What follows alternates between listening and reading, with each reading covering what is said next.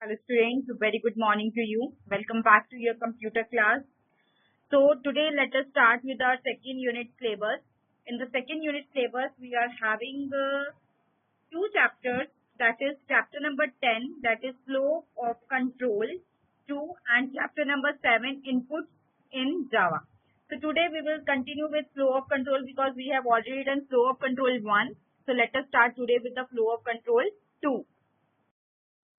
First of all, let us understand the introduction. The statements inside your source file are generally executed from top to bottom, in order that they appear. So control flow statements, however, break up the flow of execution by employing decision-making looping and branching, enabling your program to conditionally execute each block of the code. Looping control structures are of three types, that is for loop, while loop, and do while loop. So looping statements are the statements which execute one or the more statements repeatedly several number of times. And in three form of looping control structures we can perform this, that is for loop, while loop, and do while loop. Next is why we use loops. Already told to you that when you need to execute a block of code several number of times, then you need to use looping concept in Java language. So here are few advantages with looping statements. First of all is reduce length of code. If you want to print your name 10 times, then instead of typing your name 10 times, just use loop and print it 10 times. Take less memory space. Burden on the developer is reducing. Time-consuming process to execute the program is reduced. Next is the difference between conditional and the looping statement.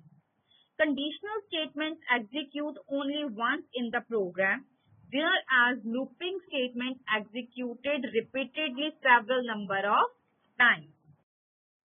Next is while loop in Java. What is while loop in Java? In while loop in Java, first check the condition. While loop, first check the condition.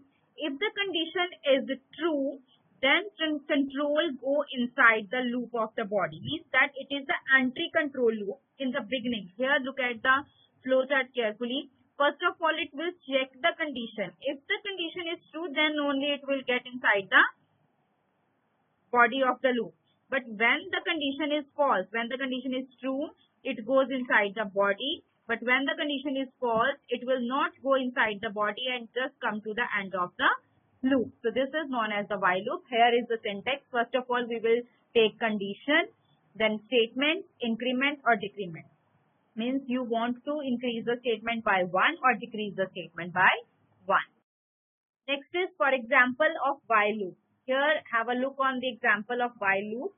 For example, we have taken a class with the name while demo. Then public static void means string argument. Then int I equals to 0 means I have initialized the value of 0. I is 0 and it will repeat it until the I less than 5 means only it will take less than 5. I's value is less than 5 and system.out.println plus I. So here the output is system.out.println I plus plus. It will print first of all 0. Then it will print 1. Here it is 1 also. It will print 0, 1, 2, 3, 4. And it will print only 4 because it is less than 5. If it is less than equals to 5, then it will print 5 also. But now it is less than 5. Starting from the 0, so it will print 0, 1, 2, 3 and 4. Next is for loop in Java. For loop in Java is a statement which allows code to be repeatedly executed. For example, in for loop, it consists of 3 parts. That first one is the initialization part. This look at the syntax also. First is initialization part. Then is the condition. What condition it is going to satisfy. And the last one is increment or decrement. It is increment or decrement. So, initialization means the step is execute first and this is execute only once when we are entering into the loop first time. means it will give the value I equals to 0. For example, this is the initialization. Next is the condition. Like in the while I have taken I less than 5. That is the condition which we also use in the for loop. This is next step after initialization step. It is if it is true, the body of the loop does not the body of the loop executes, but if it is false, the body of the loop will not execute. By this, it is clear that it is also an entry controlled loop, and at the last, it will take increments or decrements. If the user want to increase the value by 1 or decrease the value by 1 or 2 or 3, whatever you want. This is the for loop in Java. Next, this is a flowchart showing, first of all, we have initialized the value, then the value of condition is checked. If it is true, then it will go the body of the loop. If it is false, then it will come out of the loop. And if it is true, then it will go to the next step, that is the increment part. Look the syntax carefully once again. Here I have taken an example of for I equals to 1, I less than equals to 5, I plus plus means that it will print I 1. Its output will be 1. Then it will print 2. Then it will print 3. Then it will print 4. Then it will print 5. Why it will print 5 this time? Because here I have taken I less than equals to 5 and I plus plus means it will increment the value by 1 and goes up to 5. So first initialize the variable. In second step check the condition. In third step control goes inside the body and execute. At last increase the value of variable and same process continues until the condition is true. Next is displaying any message exactly 5 times using the for loop. For example, I want to print the message hello friends 5 times. So I have taken int I for I equals to 0. Starting from the 0. So 1, 2, 3, 4, 5. So 1, 2, 3, 4, 5 means 0 to 4. 0, 1, 2, 3, 4. If I have taken here 0, then it will go up to 4. If I have taken here 1, then it will go up to 5. So I equals to 0, 0, 1, look at my fingers, 0, 1, 2, 3, 4. From 0 to 4, there are 5 numbers. So, here also, it is starting from 0, so it will take up to 4. So, hello friends is printing up to 3 times, 3, 4, 5 times, from 0 to 4. Next is initializing the multiple variables. If, for example, using loop, you want to initialize the multiple variables, how it is possible? In Java, multiple variables can be initialized in initialization blocks for loop regardless of whether you set it in the loop or not. For example, look at the example carefully. Here I have initialized x equals to 2, but in the for loop, I am initializing 2 more variables, that y equals to 0 and z equals to 4. If x is less than 10 and y is less than 10, both, x value is 2. It is true, and y value is 0. It is also true. Then x plus plus and y plus plus means it will increment the value of x and y by 1. But here no use of z is there. But we can initialize. If we are using or if we are not using, doesn't matter. We can initialize as our requirement. So in the above code, this is very simple variation in the for loop. 2 variables are declared and initialized in the initialization block. The variable z is not being used. Also, the other 2 components contain the extra variables. So, it can be seen that the blocks can include the extra variables which may not be referenced by each other. Next is optional initialization. Here, in the previous example, we have done the one or more initialization, but now optional initialization is also there. For example, if we initialize to the value of n as 10, so for n greater than 0 and minus minus, system.out.println, the update statement can be considered optional if the update variable is changed within the body of the loop. Otherwise, the loop will never terminate. So here the example is for m less than equals to 5. I have not using any update statement also, and I am not using any initialization statement because in the beginning I have initialized the value m equals to 0. Okay. Next is empty loop. A loop without its body is known as the empty loop. For example, I have taken a loop I equals to 1, I less than equals to 5, I plus plus, but I have put the semicolon at the end. If I use a semicolon at the end of any loop, it will terminate. It will not go inside the body if the body will be there.